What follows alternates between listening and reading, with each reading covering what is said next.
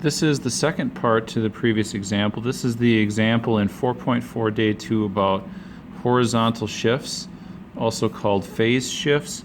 And in the last example, we just did this one right here where we did right and left. This was right by pi over 2, and this was left by pi over 2. And so home base ended up here and here.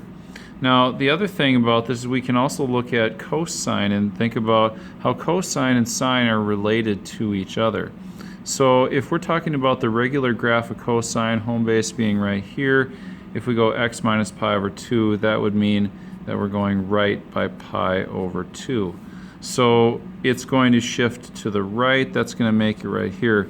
By the way, if I didn't mention this before, each of these tick marks is equal to pi over 2 because what we're seeing here, since these graphs, the period isn't changed, that this is going to be going out to 2 pi and this one is negative 2 pi, and that's the same for all of these graphs. So each little mark along the x-axis is going to refer to pi over 2.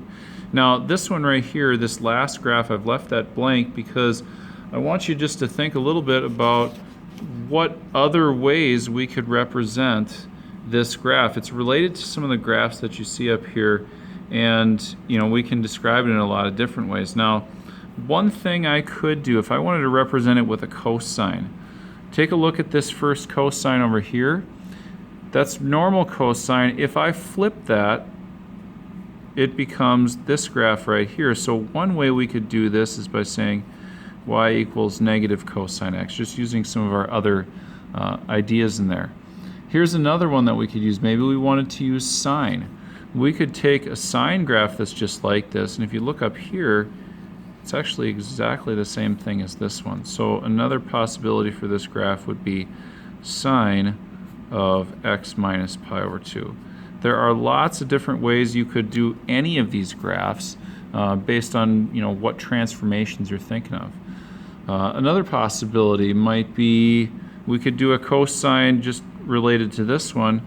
Another cosine graph would be something like this, cosine of x plus pi. The reason that one works is because that means essentially left pi for the original cosine graph. So if I take this one and go left pi, that would put my new home base up here, and so we'd be seeing that right there on this graph. So those are just a couple of different ways that you can represent these sine and cosine graphs. And as we were talking about yesterday, these are called sinusoids because they're all essentially the same shape, and they can be modified, they can be transformed to look like each other along the way.